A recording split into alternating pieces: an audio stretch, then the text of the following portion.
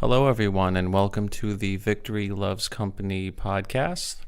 I'm Conrad Agdarian, and today is Friday, March 9th, 2018, and this is the Conny's Convos edition, where I just babble about nonsense, and it's an opportunity for you, the listener, to turn off your brain and just listen to the soothing sound or screeching sound of my voice, depending on who you are. A few days ago, I just did a podcast where I was a guest on. The name of the podcast is called Beyond 6 Seconds. It's hosted by Carolyn Kiel, Kiel. She was very adamant about the spelling of her last name, but a sweetheart of a lady. And I went on her podcast the other day, and I think it went very well. I'll read you some of the show notes from the trailer. Beyond 6 Seconds, the podcast that shares extraordinary stories from everyday people. Each episode features inspiring interviews with people who are starting their own businesses, giving back to their communities, and working with exciting new technologies to advance our world. So she has a bunch of episodes up so far where she interviewed a couple of entrepreneurs and people that started integrating new types of equipment and whatnot into their businesses. So it's told from the perspective of the entrepreneur. And she's simply the host, but she'll ask you questions like, how'd you get your start? What made you choose this business? What are some takeaways, advice that you can give to people? I think it went very, very well. She was a very, very, very nice lady. And hopefully I'm going to try to get her on the podcast here. And I can pick her brain a little bit, as she was very nice. We spoke on the phone prior. It centered primarily around the startup and kind of how I got my inspiration for running my own business. I feel like there's probably a couple things I could have added, but I kept rambling, and there were points where I don't even think I answered her question.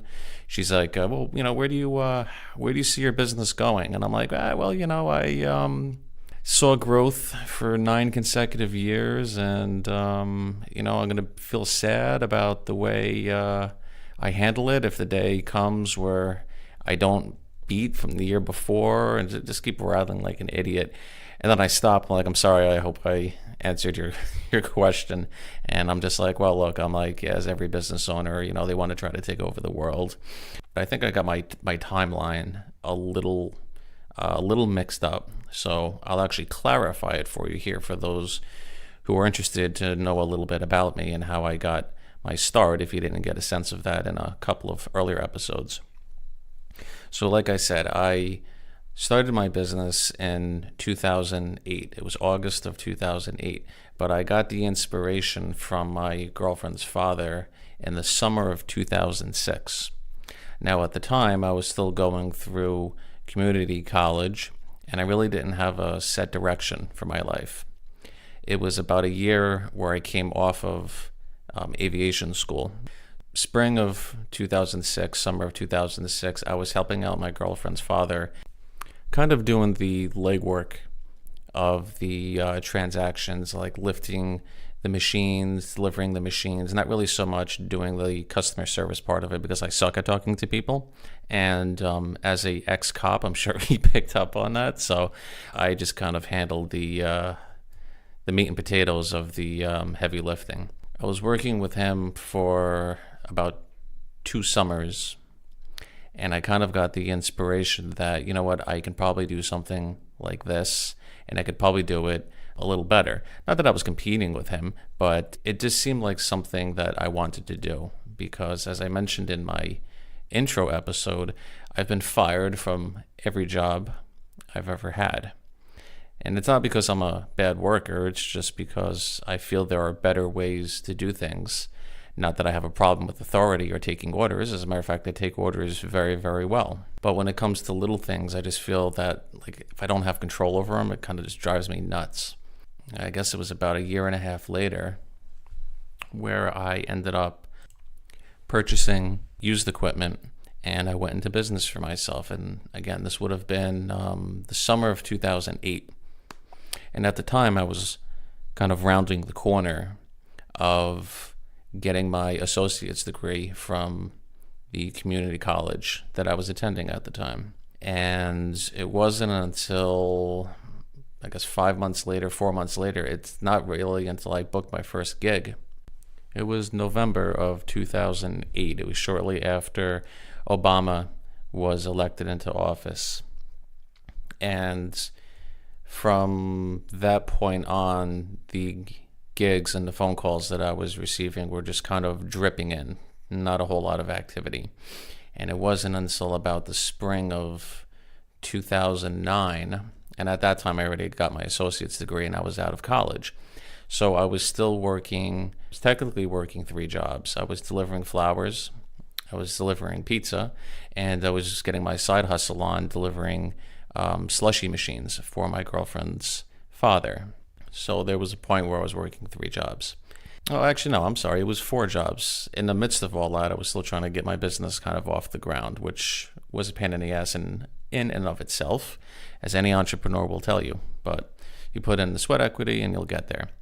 But anyways, it wasn't until about the spring of 2009, late spring of 2009, is when calls, again, they were dripping in, but it wasn't enough to pay the bills.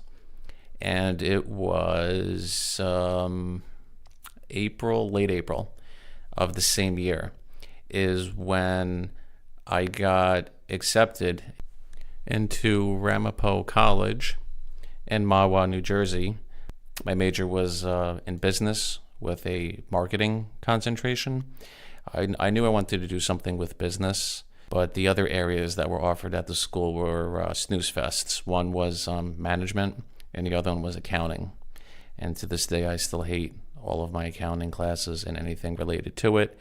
For you accountants and CPAs out there, kudos to you. So it was the same day that I got accepted to Ramapo is also the day that I got the job, my first white-collar job at a pharmaceutical company.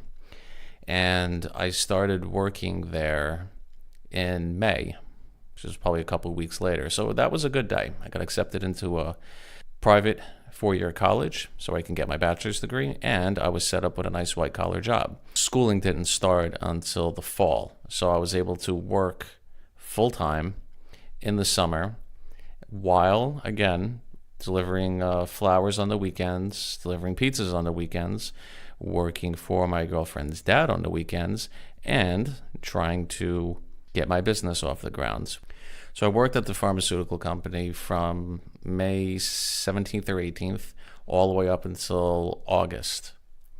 And I guess this is the part of the story that I left out of Carolyn's podcast, is that at that particular point when I was let go from the pharmaceutical company, it was August, I still didn't have enough income coming in where I can kind of support myself. Now, at the time, I was still living with my father in my old house, and he didn't really charge me a whole lot, if really anything, for rent to kind of stay there, because it was just me and him.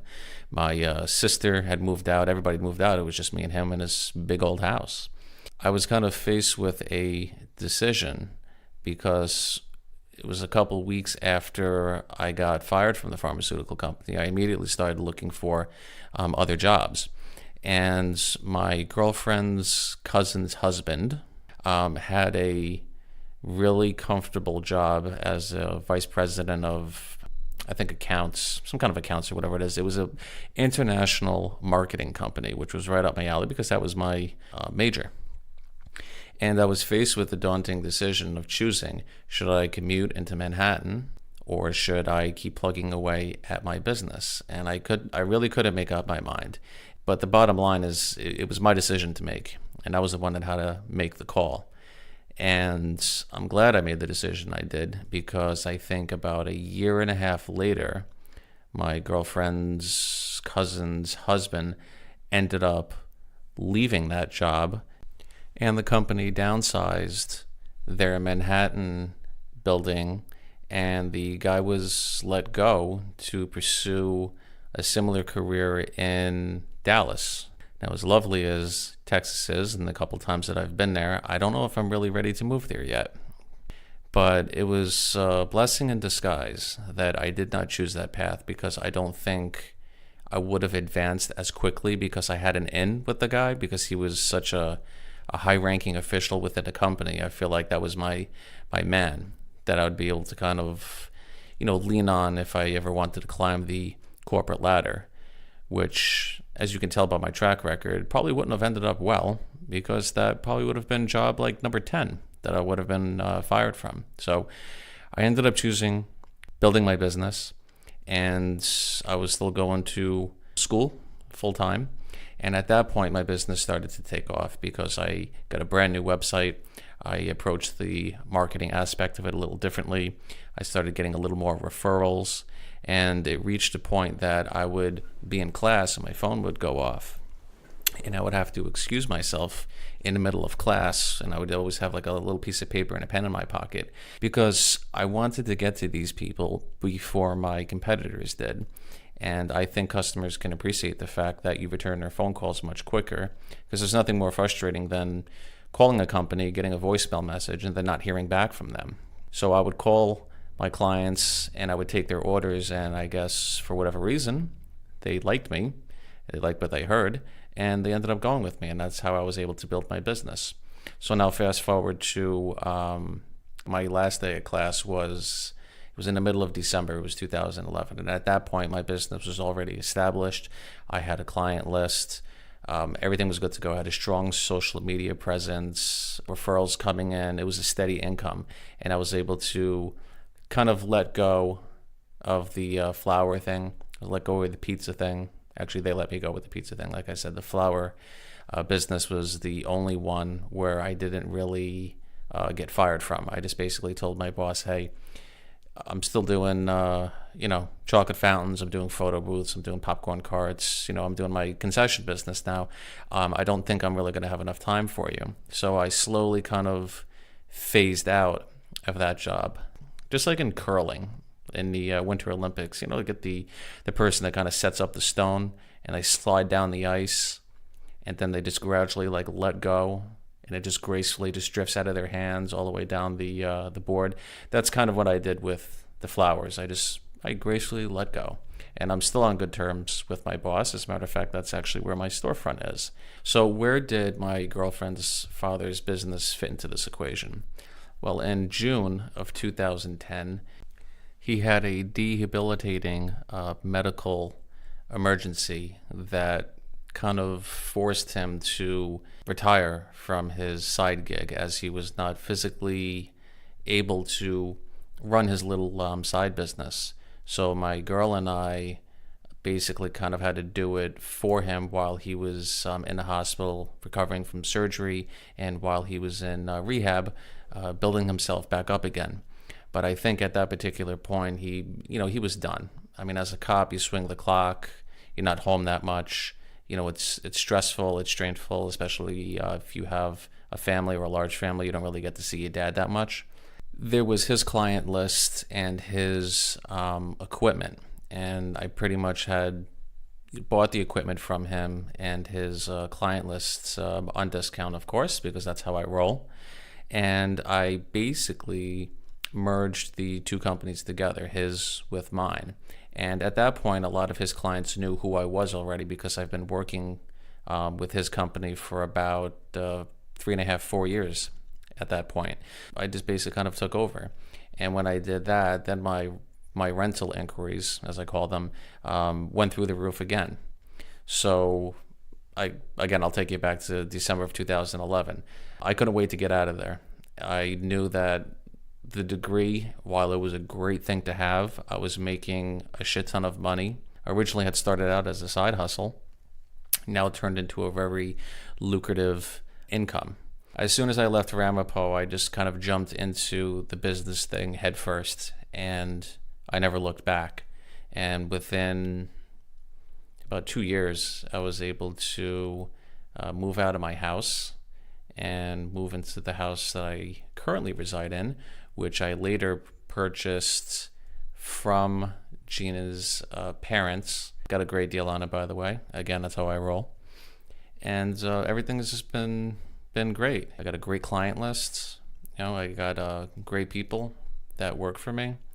I have an excellent online reputation which goes a long way. As you know, I'm very adamant about online feedback because that's how people find you. But I really wouldn't change anything, you know? So the reason I do the podcast is just because I feel that with all the parties and all the clients, you know, high end, low end, they all make for really great stories. And I had a lot of opportunities to meet these people and make connections with them. Just the other day, I was doing an event for the Dr. Oz show in Manhattan. And shout out to my boy Tom, who was my point of contact for this show. Super professional, great guy.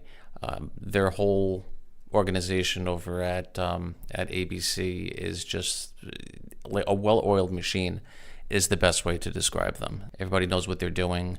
I was hoping to get a chance to meet the good doctor, but I missed the opportunity literally by like 8 seconds.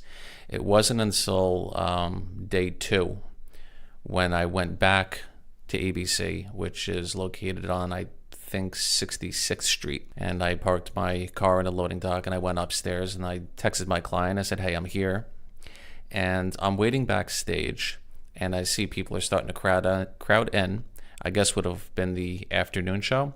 And I kind of poked my head in and I've never seen so many lights hanging from a ceiling. I don't know if anybody out there has ever been to a taping before, but you will notice there is a shit ton of spotlights on the ceiling. So I would not want to pay their electric bill. So anyway, so I'm waiting kind of like in the wings section or whatever. There's people passing me with carts and whatnot, and I'm waiting for my client and his team to come out with my machine as they were done with it. And they said, yeah, just give it a couple of minutes. They're in a process of cleaning it. I said, okay, no problem. I got nowhere to go. And they rolled my ice cream machine out. Or technically, it was a yogurt machine. Dr. Oz was using it, something to explain on his show about healthy bacteria, like for your gut, kind of like how Curel is, as a probiotic. They come out with my machine. Literally, as I put my hands on the hand cart to wheel this thing out, I see Dr. Oz walk out. I'm like, son of a bitch. I said, all I had to do was wait like 10 more seconds and I would have been able to like at least talk to him. But I saw him, we locked eyes, and I'm like, all right, I'm not going to like rush this guy because I don't want to have a security guard with a knee in my back. I just kept my cool. I kind of like looked at him, I gave him a nod, and I just went on my merry way. So that was my encounter with Dr. Oz. As it turns out, he's actually very tall and he's very slender. So I guess whatever advice he gives on this show, he takes to heart. Yeah, this guy had to have been at least like 6'3". I got to look up and see how tall he was, but he was a pretty tall dude. And 6'3" is tall in my opinion because I'm only like 5'9". So anybody that enters like the 6-foot arena for a guy is tall in my book. But I don't know what it is. Even when I did the Good Morning America show, and I met Joey Fatone amongst other people, cast members of ABC, everybody is like at least 6'2", and I can't figure out like why. Maybe that plays into their demeanor or their personality to actually get on TV because you have a more intimidating presence, and that plays a factor into your disposition. I don't know. I'm not a psychiatrist. Anyway, that was my encounter with the Dr. Oz show. So hopefully they will have me back, as it was a true pleasure working with them. So Tom, if you're listening, thank you very much for your professionalism and making the transaction a silky smooth one. In more recent times, I did not watch the Oscars on Sunday. I like to brand myself as a movie buff, but I don't even know what the hell was nominated this year. And if the Grammys attendance or viewership was any indication of how the Oscars was going to end up, this year, 2018, was the lowest viewership in Oscar history. It was about 26 million people that tuned in to watch, I think The Shape of Water won, and it also won Best Director. I don't know. I didn't see it. To be honest, I'm not surprised because last year their viewership was low, and the year before that, and the year before that, I think they had a pretty steady decline. I don't think it comes as a surprise that all these Hollywood elites are getting very political and are politicizing everything. And I think people go to the movies and watch movies and get involved with celebrity gossip because they want to get away from politics. They want to get away from all the crap that's going on in the world that could potentially cause them stress. And now that they're bringing that into the industry and this stupid hashtag Time's Up or whatever the hell they're doing, wearing red flowers and circus hats or whatever to bring attention to it, I'm like, you guys kind of created this problem and brought attention to it, and now everyone is patting themselves on the back on what great people they are because they're bringing awareness to it. It's like the whole thing started with Harvey Weinstein, and then like everybody just started falling like dominoes. So now the same industry is going to turn around and just hurt their elbows patting themselves on what great people they are because they're bringing quote unquote awareness to it. It's like, come on. It's like you guys kind of created the problem or made the problem a little more mainstream. The media ate it up, and now you guys are creating a cause for it, or a cure, whatever you want to call it, to raise awareness for all these problems. It's like you guys did this. You're the ones that made this famous. I was one of many Americans that did not tune in. So congratulations to The Shape of Water and whoever the hell directed it, and Del Toro, that was his name. I couldn't think of it. But I had better things to do, such as rearranging my sock drawer. I think I'll end there. You've been listening to the Victory Loves Company podcast, as hosted by myself, Conrad Agderian. Please check us out on our social media outlets. I just got my YouTube page up, so for those who cannot listen on iTunes or don't have a SoundCloud account, you can listen to me on YouTube, or type in youtube.com/VLC podcast there. So I invite you to do that. I also have my Instagram account, as well as Twitter and Facebook. They're all the same handle, VLC podcast. And as always, if you have any suggestions or topics that you would like to see addressed on the show, I highly encourage you to email us at thevictorypodcast@gmail.com. I'm Conrad Agderian, and I'll talk to you next week.